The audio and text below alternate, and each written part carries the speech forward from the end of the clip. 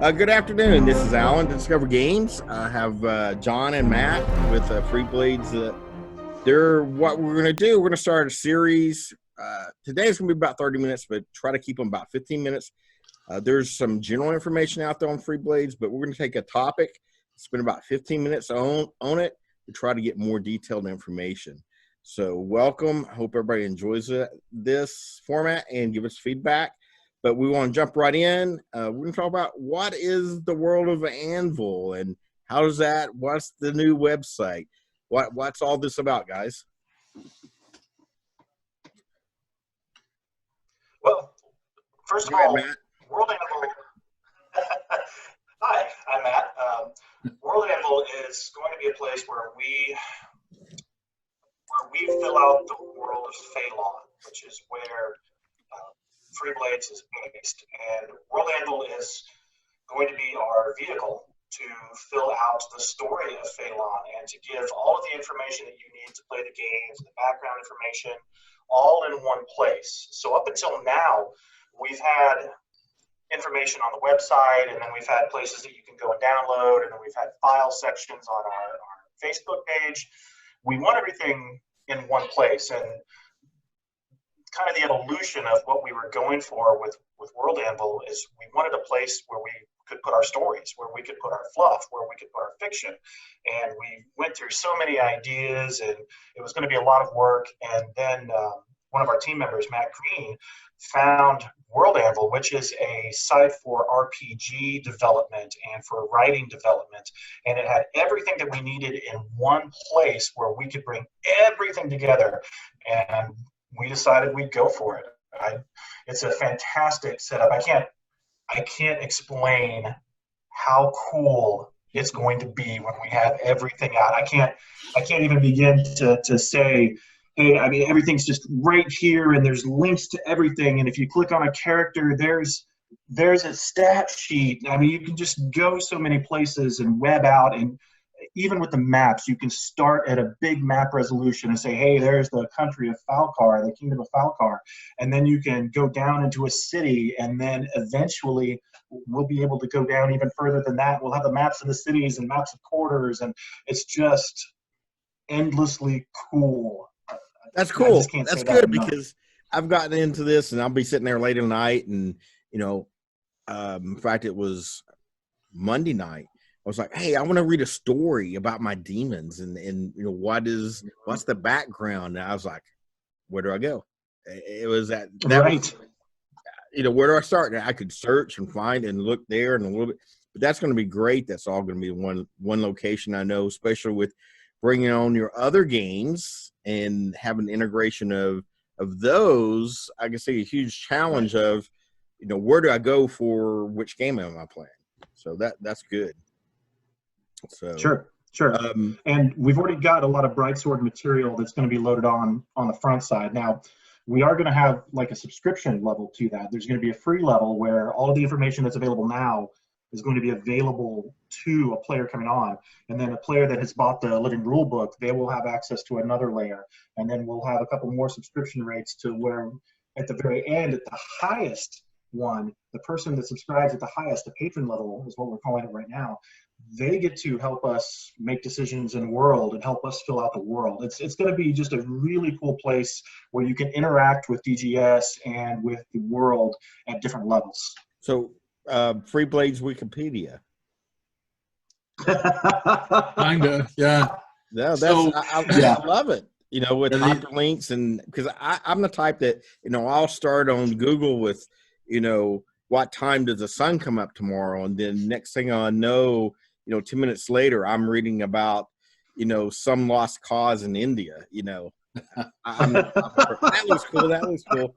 Then I forget why am I even here? But that's cool.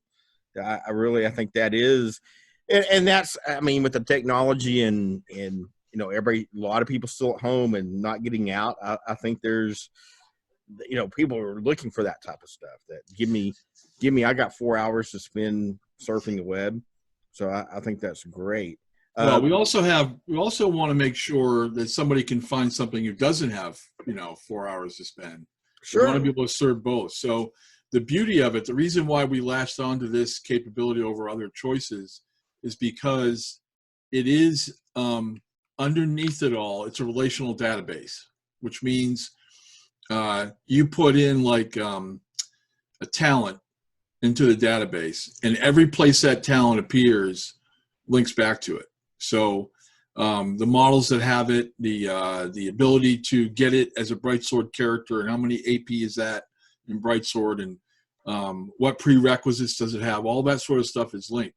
So if you're looking at, for example, one of the character pages, like a Failure Swordsman, you have an image of the model, you have the stat card, basically stat summary, then you have what free bands you can have it in, all the links over on the right hand side, so you can click on that and say I can be in a bandit free band, I can be whatever. It can also serve as a NPC in a Brightsword game. And then if we've written any articles that contain Failure Swordsman as part of the story, those stories are also links over on the right-hand side of the screen. So if I'm just looking for, what stats does a Failure Swordsman have, and I just need to get in there, get that information, and get out, boom, I'm done. If I happen with me. Yeah, I see myself. I'm already in India now. You already got me. Exactly. Yeah. So, if you have like the Black Rose model, you have the, what path she is, the faction icon, the model image itself, a link to the store because we're a business. We want you to buy one. Then her stats. And then you can get the story so that the base story is right there underneath the stats.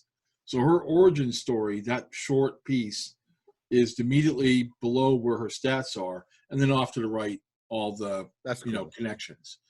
It also allows you to build will allow you to build a Brightsword Adventurer and create a character sheet for Brightsword Adventurer. It will allow you to develop and play a campaign through World Anvil, which is what it was originally designed for in the first place. So if you're exploring the role-playing half of the game, or role-playing half of the world, you could do it through World Anvil, or you could have like a tabletop presence, like at somebody's house or some game store, and have a couple of people join you through World Anvil. Kind of like Roll20 does. Yeah, that's same cool. kind of function. Yep. The stat cards. The things that are dice, the things that are ratings, like MAR, like melee attack rating, or hunt, or a skill, perform, that have a rating like a D8, D10. Those are rollable numbers where I can click on them and then get a result. That's cool. And you can share it whether you see it or the game master only sees it, or however you want to do that. There's so much power to it. Matt and I, because we have Matt Gooch here, we also have Matt Green, another team member. This is what we're doing right now. That's cool. We're 500 plus articles and rising. We both want to have, and Matt made a really good point earlier, it's really what drove us to this to start was we were a mess in terms of getting the background out. There was originally information in the old core rulebook. Then there was information on the old website. Then there was stories that we did for our Holoresh and Gavahal celebrations every solstice that were in the Facebook pages file section or buried in there. We had to search for them.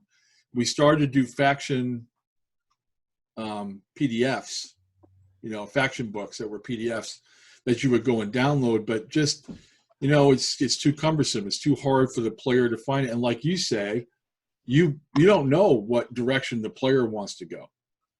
And even a linked PDF is still a hard function in terms of it's page after page after page. It's not, I don't want to delve into their numbers. I want to look at what their background is. Where did they come from? And then it will be linked in terms of, as we build more on, we'll never be done, adding information to World Anvil. We've that's signed a great thing. Yeah. No, Matt and I have signed up to do this the rest of our lives, so that's what we'll be doing. So, for example, if we show you like an army, like we talk about a campaign in the history of Phelan, like a battle as part of a campaign, and what armies were there, then you can go explore the models that way. Like You know, this was so many failure swordsmen, so many units of pikemen, so many units of archers, you know, and Trazerite legions, what legions fought there, you know, what were their different uniform colors, what were, you know, all that sort of thing will eventually be in there. Some of it we've decided, some of it we haven't decided. Some of it we've decided, but we aren't going to release it immediately. We're going to be telling a story over time. When we really go live, we're going to be picking a start year. And so we'll have a history that's before that. And then, you know, a future as we go along, there'll be these campaigns and battles and events and adventures that take place over time. And we'll move the calendar forward, you know. Cool. So on that note, you're talking about, you know, you're never going to be finished, which that's a good thing. I mean, that is you're growing. There's very good thing. My mind is kind of all over the place right now, once again, because of what you can do with that. But I want to back up a little bit. You've got it. It's out there now. What is the next feature, or what's the next thing you're going to add, or you were trying to add to the website, to the world? World Anvil? Yes, sir. Yeah. So, well, our World Anvil is the web page, you know, the service, right? World of Phalon is our part of the world, yeah. Right now. So, one interesting thing we're doing right now, and Matt and I are kind of working on this together. Well, actually, all three of us are working on it together, different parts of it. Is we're going to be releasing adventures that are stories that include both how do I play this if I am playing it in Freeblades, like connected scenarios, and played as part of a campaign, but the same story told like a game master is running it as a Brightsword adventure. Cool. And so that would be something that we want to, you know, release over time. We'll start out with a couple that we show off when the thing first goes live, and then we'll release them, you know, over whatever. One of the reasons why we can't immediately press the button and turn it on right now is because we have to have stuff built up to give players, you know. Sure.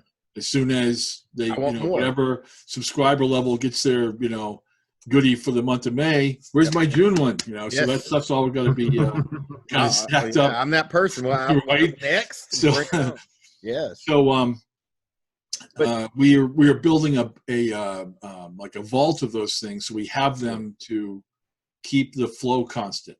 You know, we don't want it to ever get stale or ever get behind and say, you guys got to wait another month to get this goodie. We don't want that. You know, so. And you know, and I know a lot of people, and I am that way. I like to have the stuff in my hands and flip the pages and, you know, write notes or dog-eared or something. But I tell you, we printed out the living rule book, but we find ourselves going back to the digital version because of the links and the references. Right. And I can just, you know, what is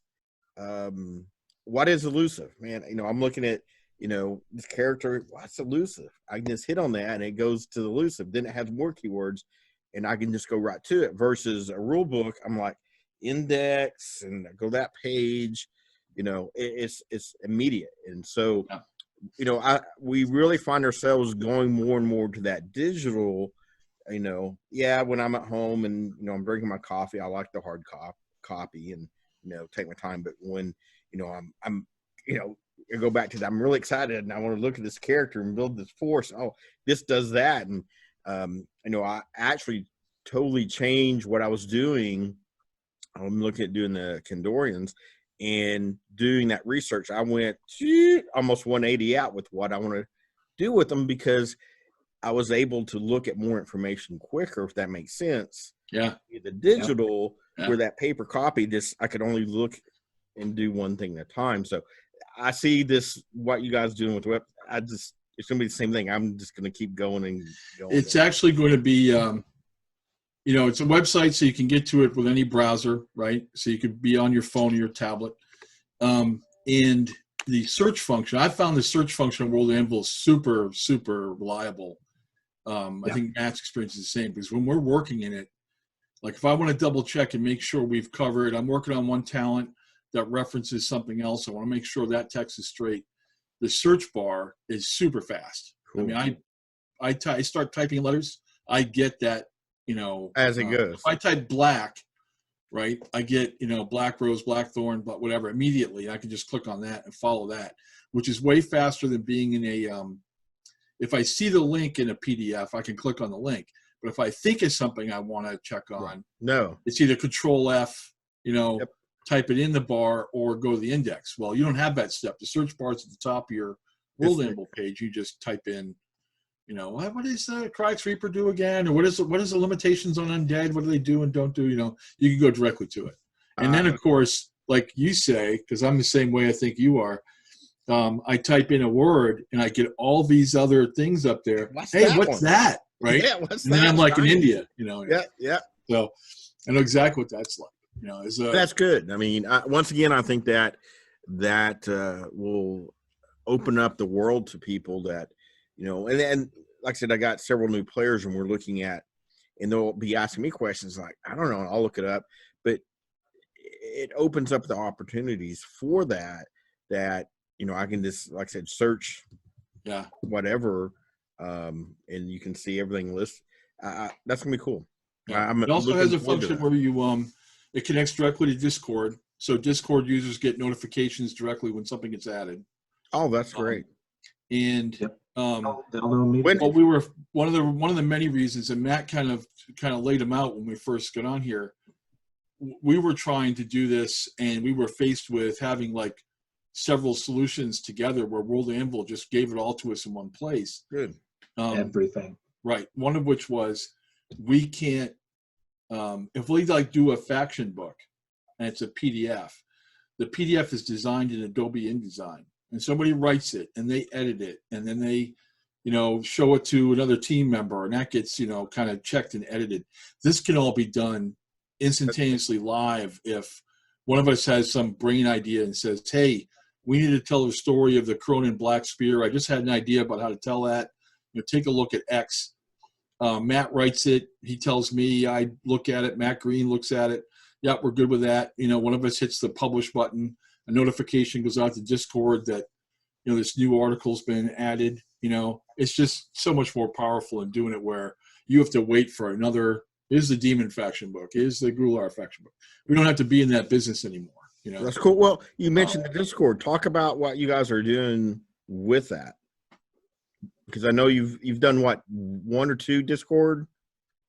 We've done one Discord so far, and then did another that we actually recorded since my internet's unreliable. So Discord, again, it's another thing where we can do things in real time.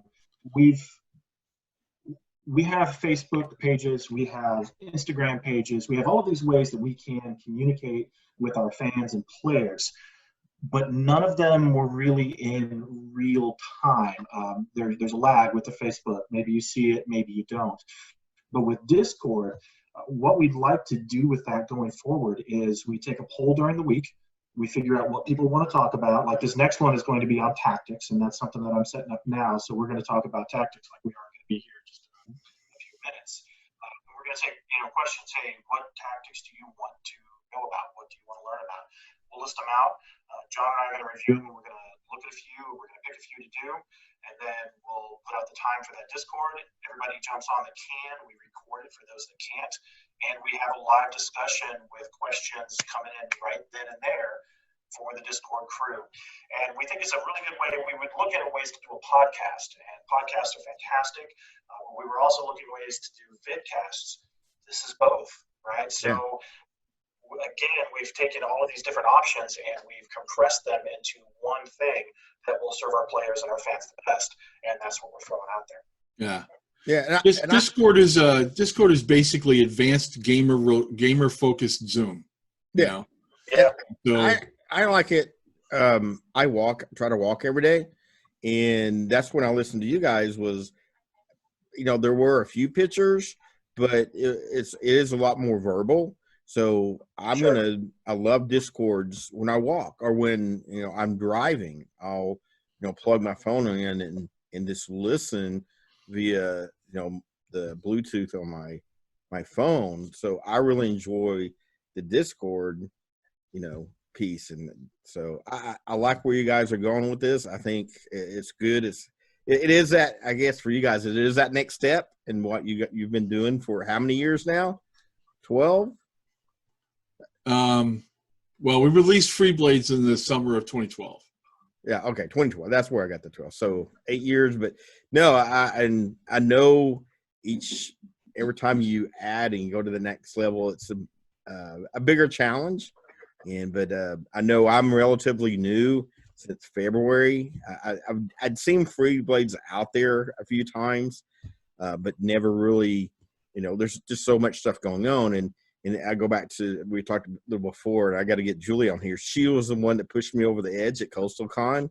It took about 15 minutes of her little quick demo. And she's got that thing down that she answered. Being a miniature gamer, she was able to answer all my miniature gamer questions in 15 minutes with her little demo. Which, one of the many, many amazing things about Julie is she's not originally a gamer. That's she joined us. A good thing. We've been doing this for how many years, and we forget that people don't. What do you call that little thing that stands up when you paint? And we forget that there's a lot more of the other people than there are of us. Yeah. So she's adapted to the culture very quickly, fallen in with the crew. We're all great friends, and one of the things she brings is this all had to be explained to her. Not too long ago.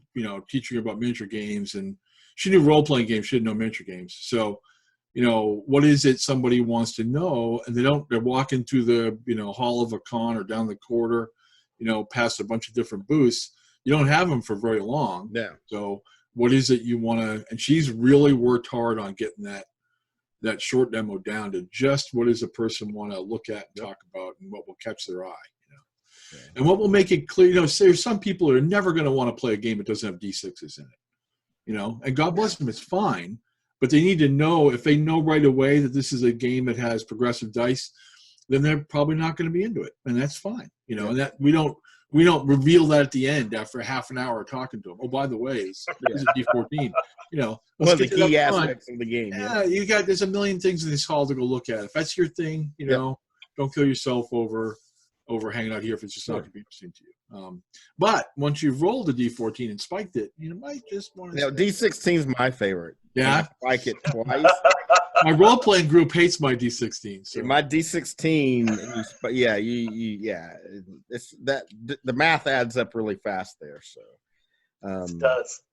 Anyway, well, anything else before we move on? Is there anything else you want to talk about once again currently with the website and what you guys are doing? Anything just keep an eye on it. We're adding stuff now several times a week. You saw the posters came out last week, and we have some more swag type material. Yeah. Hey, by the way, so here's a hot tip. Just in, and Matt doesn't even know this, I don't think. Green came by yesterday, and he had a sample of the.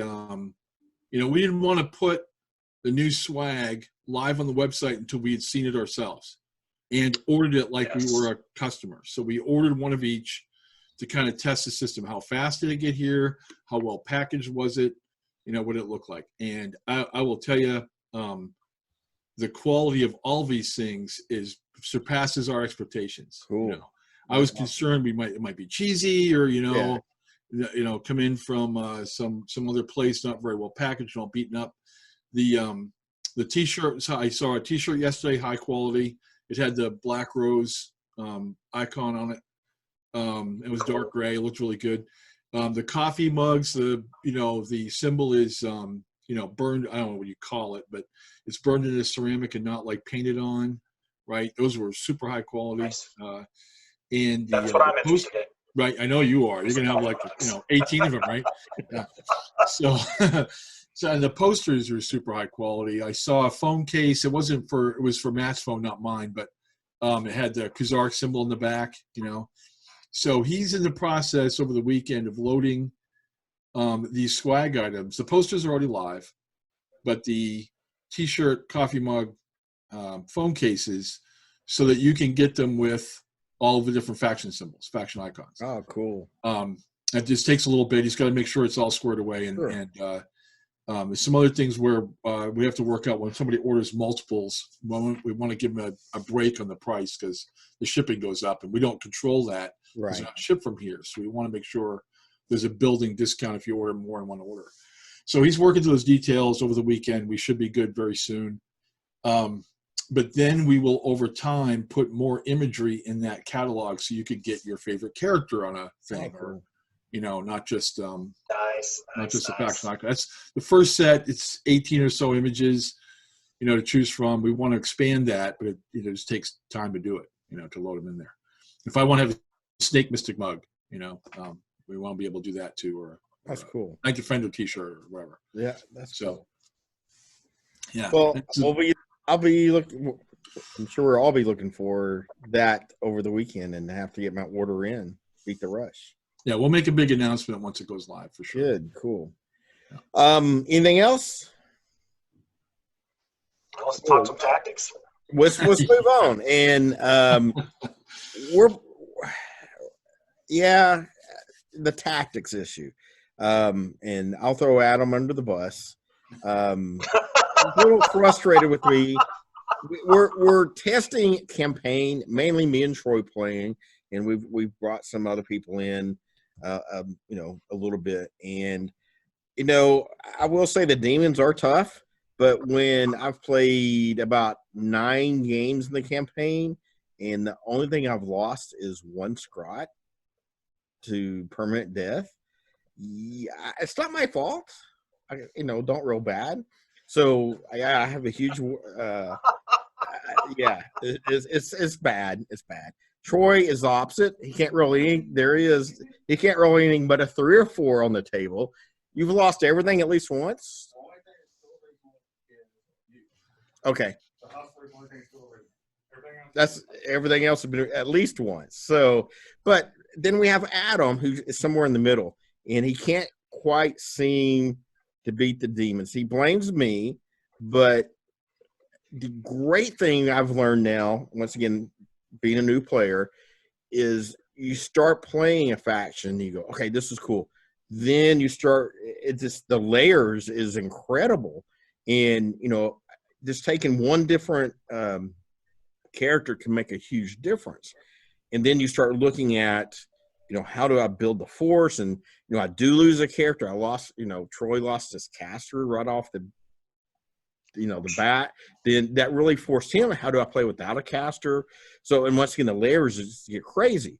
But to help Adam out, and he's posted on the Freeblades a couple times on help.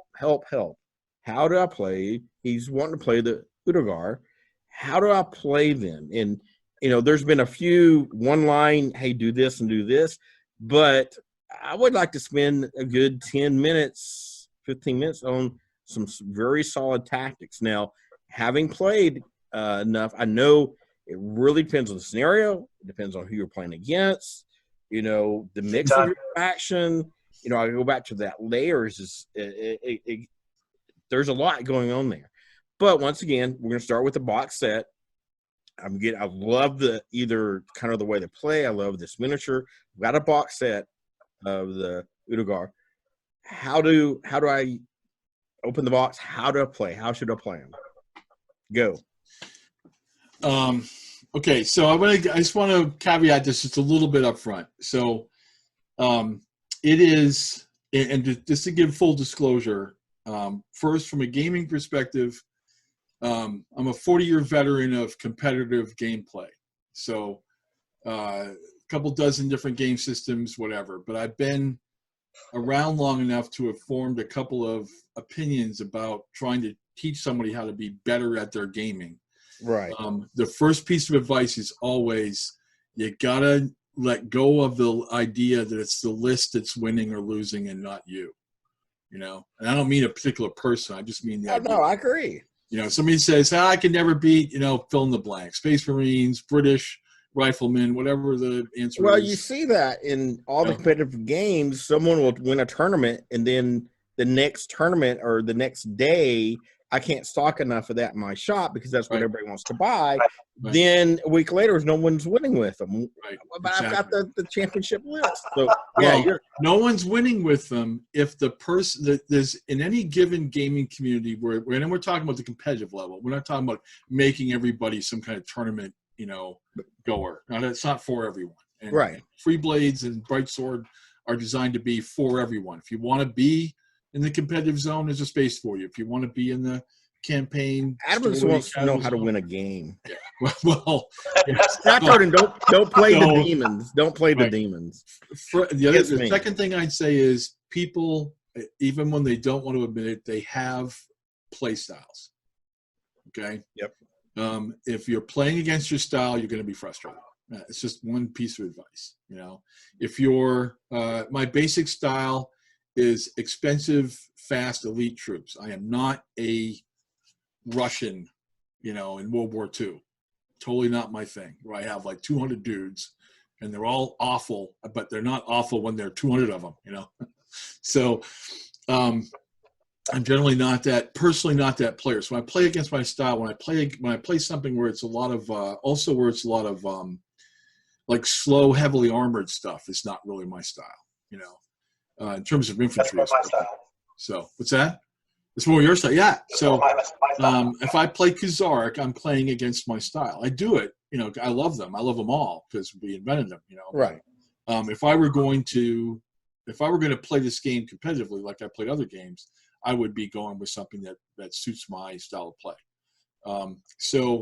Because what happens is if you like a certain thing, you're a gamer, you like a certain kind of engagement, then you're trying to make it happen on the table, right?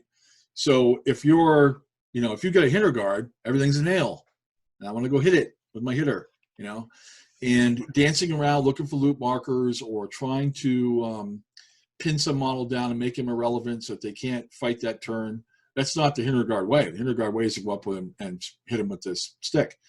So if you like that, you'll be trying to make anybody do it, even when it doesn't suit them, So Urdaggar are fast. They are the fastest thing on foot, basically. Other things are faster, but they're got a horse or a flyer under them. Right. So a combination of the number of models that have infiltrate, either scout or just infiltrate straight up, so they get on the table faster. They're high speed. They're 7s. The boar warriors got wild charge, make that even worse. They have battle cry when they take the wolf carl, so the wolf carl can pull them forward 3 inches and then launch them. So they get to places quickly, which means they have an advantage in the scenarios where you are doing maneuver, looting spree, treasure hunt, advanced guard, those kinds of scenarios. If it's a smash in the middle, you're not too bad. I mean, a boar warrior puts out a D10 hit and can take a hit back. So you can hang for a while. You're relying on the opposite, a hitter guard's relying on the fact that they're armor 6, so they want the other player to roll low when they hit him with damage. The boar warrior is going to take the damage because he's armor 2. He's relying on roll a high number on his die hard. Mathematically, they're not really dissimilar. Right. They just go about not dying this in different ways. So if I were, for example, going to crack open a starter box of Urdaggar, and you had your starter box of demons, the first thing I'm thinking is I'm going to make that a Zalakar not valuable to you, So if there's a predilection to I'm going to get in a fight and that's his big thing, and I'm going to go take his big thing on, you're not going to win that. Not in a starter box battle. The thing's 50 points, right? The good news is 1/3 of the other player's points is all in one spot. If I can get that under control, I can beat on the rest. Yep. And good models that keep that thing under control are models that can take a bone crusher hit from a Kunara, So a model with hardened, and you've got some models with hardened in the Urdaggar list, can take that hit and turn the bone crusher back into a regular critical level, So you're not getting hit and he's 5 over and he does 2 wounds and you're dead, whatever. So a model with die hard, model with 3 life, and a model with hardened like a boar warrior is a perfect model. Just one You know, if you go, oh, it takes me more models to gang up on that guy. He's got sweep. That's not going to be great. Go just pin him down with that. You know, keep him over here and beat on the other stuff. And the other stuff in the starter box is fairly, you know, easier to kill. Squats are easier to kill. Board guys easier to kill. Well, and one of the starter boxes is a demon that's got 3 heroes and 3 followers instead of 4 and 2. Mm-hmm. You know, because you got so many points wrapped up in the so. But it sounds lame to say, I can't talk tactics until you tell me who the other guy is, what the terrain looks like, and what scenario you're playing. I agree. But it's absolutely true. Because there's nobody's going to say, when you play demons, always do this. Right. There's no always in tactics. Well, of course, I always just go ahead. Always don't start a I land pound war. everybody, but besides that. Yeah, right. So I don't know. I haven't seen any of Adam's games. I don't know about that specific issue, but I would tell you the first thing I look for when I'm watching a person talk to me about what's happening here is they're in a scenario with absolutely just throw one at them. It's a maneuver scenario to see if they're still trying to make a bonk fight in the middle. And they're supposed to be out looking for loot or going getting recon points in an advanced guard scenario or searching treasure pieces and treasure hunt. If they're focused on, I'm going to go in the middle and do the bonking, and it's not a free band that's built for that, then they're probably playing against your style. And the thing I've seen with Freeblades in general is, once again, it's that I've got my faction here, and I'm trying to play them and learning to play them, but it's really important to know what, like you said, what's on the other side of the table, because I'm going to play them different. Yep. And that's where, you know, you're going to have to get 6 but there's in any games of, hey, I realize there is an opponent and what he's bringing. And that's the thing I love about Freeblades. It is very simple. I can, you know, in 10 minutes, we have people, I've got the mechanics down. Now you're learning to play each of those individual characters. And I tell you, it is that, you know, you throw that caster. And I see, honestly, that's where a lot of people struggle is with their caster, is because you give them just enough that they want to get them up there in the mix. And next thing you know, they're dead.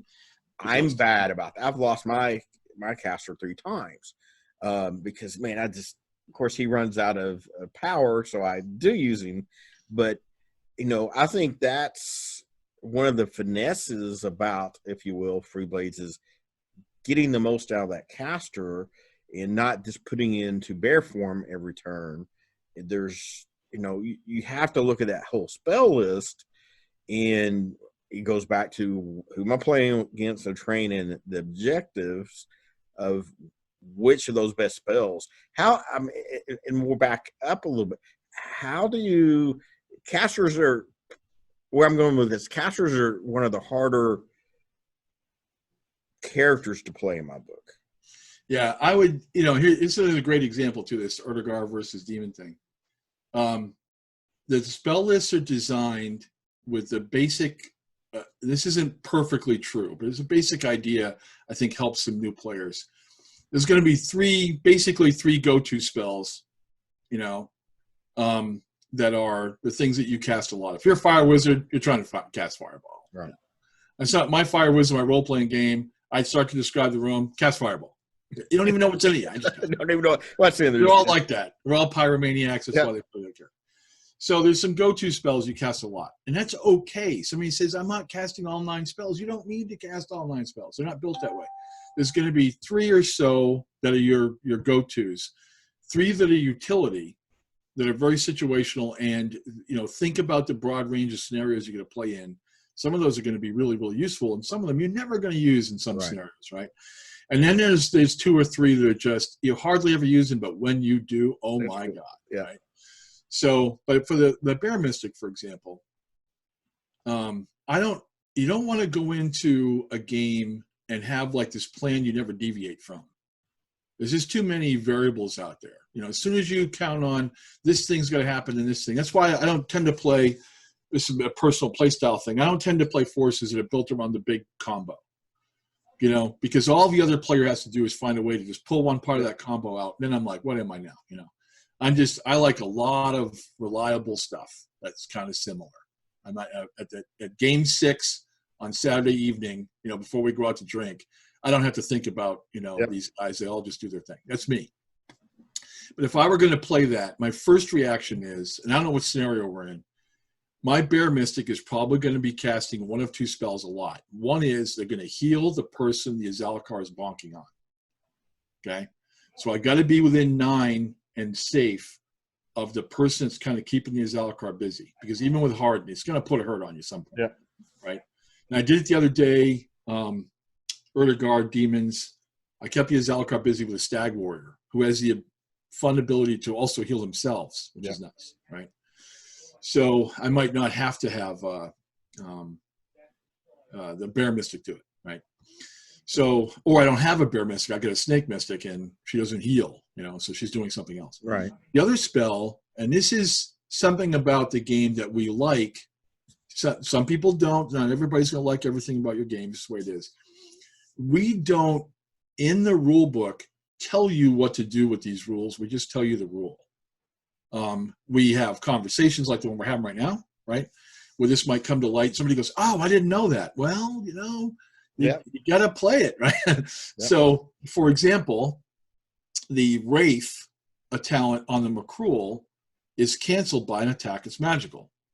And attacks that are magical are attacks that are, and I have to look at the rules to get the exact wording, but, you know, caused by, related to whatever, a spell or a magic item, which means the attacks from a bear form are magical.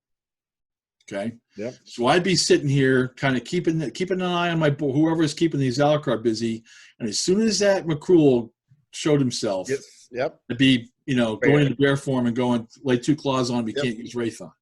Right. You know, and I don't mind that fight, you know. So especially if I've got an archer who's already put a wound on him somehow or done something else. So, you know, if I'm Haradel, I put Tanar's Blessing on one of my archers. That makes the attack magical. I go through Wraith if the thing shows himself. You know, it's those kind of little things. The bear form spell does not say, oh, by the way, this attack beats on Macruel. You know, you kind of have to take that extra step. What is this for? And think about that. And it's not going to be the same if the other caster is right. Fist of Vidnar doesn't work as well. You know? Yeah, no. You don't want to attack him with a bear form. So, so that's a little bit combo related, but just sort of thinking through that part. The Azalakar is an extreme example. I am always trying to keep some part of the other player's stuff busy so I can get advantage on the rest. In any competitive game like this where we both come to the table, not in a campaign, but where it's a one-off, we both come with the same points, it's a toss-up until I make something different, you know. I've kept a third of your points busy, so 2/3 of mine are on, you know, or most of mine are on 2/3 of yours. Well, and you bring up a good point about being flexible and have those options, because once again, in this game, you know, because I have that problem playing them. It can go to hell in a second. I've got, you know, this is the 3rd turn, and I go every sweep, and he's got 4 characters. I can't kill anybody because I'm rolling 2s. You know, that I had first started playing. I had that issue because that was the box set. You know, there's not much a Scrot can do everything. So yeah, having those options and letting the fate of the dice help you, not when you load everything up and you roll that 1, you go, oh, you know, I've lost the game. I think that is a very important point of knowing what your options, and it goes back to those layer of Freeblades and learning that, like you just talked about, that piece, that's something you're probably not going to pick up on until game 6, 7, 8, 9, 10, or listening to a video like this. So that's right, and we need to do a better job of that too. That's a good point. We're trying to build other games have much better catalogs of, you know, battle reports, how-to videos. We're working here in a little studio to be able to show like just little set pieces. I'm going to cast this spell, or I'm going to, these two models are going to battle it out. How do I get advantage over, or 2-on-2? Something that looks like the booth demo that Julie does. Yeah. 4-on-4, 2-on-2. Situation. The little situations. Yeah, I think that's great. Yeah, we just the thing is, Matt will back me up here. We have so many irons in the fire right at the moment. Oh, hey, we're looking at different processes for how we make our models, different ways to get them to you. The World Anvil is a massive project. The good news is it's all our background effort in one place. We don't have to continue to be all over the map like we were. These new adventures. The good news is 20-2's out, so we're not working on the rule book right now. We'll leave that stable for a while. But the number of projects to improve how we get models to you, different ways to play the games. There's also a whole catalog of spells we haven't shown off yet because we've only gone through level 3 in Brightsword. And some of those are pretty serious. You get to. I was written that level 9 spell. You make cities go away. And that little blurb in one of the Facebook posts was taught. I was like, that was very interesting. Yeah. About that, like I said, the next level spells. But well, I don't want to take a whole lot of more of your time. I do, hope to do at least one of these a week, and we may even here at the store. I think that might be something we can add is do a couple little scenarios, and even if we get the rules wrong, it's that discussion on this is what you can do and this is how. And I want to invite the community out there of, hey, you guys like I said, use the caster this way. This is how I use it. Wow, I never thought about it. Absolutely. Because it goes back to that layers of onions. You get more and more and more. There's a lot out there, and I go back to why it really I love Freeblades it's because the older I get, the less models I want on the table, the less rules I have to know. But I like that continuing learning, and I'm on game 10 of my demons, and I'm like, hey, I'm gonna try this today, or it still keeps it fresh. So to me, that's huge versus the time and commitment of a bigger army and other stuff. And we're playing our games in about an hour, most of them now. Turn 3, 4. We do have a couple times when we'll get locked up and we can't roll anything but a 1. But that's still fun. Well, any last comments? I appreciate your time. I'll put some stuff up in the links in the comments. In the description. And like I said, I hope to have you guys on every once in a while. I'm definitely going to drag Julie on, and then we'll help apply pressure. She already said she did. I thought last night. Not too subtly either. So she said she did. I found her into it. So yeah. But I look forward to seeing more. We'll be checking out. I'll be refreshing the website every hour now. Wait for your code. For the it'll be worth it. We've put a huge amount of work into it so far. I've got a task list a mile long. So does Matt. There's just so much stuff to pull together over so many years of writing about it. Every 6 months we did 10 articles. Just for fiction background on top of whatever else was done. We've got 2 books basically we're writing. And I go back to as a player and back to, like I said, Monday night, trying to, hey, I've got the rules down mostly. I'm still learning. But now I'm like, hey, I want to, where did these demons come from? What's the history? And start getting into the fluff. And I appreciate you guys understanding that and, trying to consolidate that, make it easier for me, be a player or this interested in the world. I hadn't done role playing in years, but it's almost tempting now, I think, from what I'm hearing, to dabble back in that some. So, and I never thought I'd say that, to be honest. We'll make it worth your while. That's right. That's very interesting for me. So, but any last parting words? I don't keep you guys any longer. You got work to do. That's right, we do actually. Really Matt, I kind of dominated that tactics thing. Did you have anything you wanted to add in there? Good. Against Urdaggar, no, or for Urdaggar, no. I can tell you how to beat on as a Khazaric player, because that's my main axe, my main hammer. The Urdaggar, the fast moving, heavy hitting, but very squishy. That is not my bag. Now that like Alan said, now that Chris Jackson just won this tabletop simulator tournament with Trazerites, now we're going to hear about, yep, they're going to fly off the shelves, they're broken, whatever, right? So we're here to sell you more Trazerites, because obviously they're the thing to be right now. But yeah, so this is fun. We can do this whenever you want. You absolutely do need to get Julie on here. She's a real personable, photogenic model. Oh yeah, I agree. She definitely is. Well, thanks for your guys' time, and we'll definitely be doing this again, and I'll get this uploaded and it'll be out there tomorrow. So, thanks, sir. All right, cool. Thanks. Great guys. Have a great day. You too.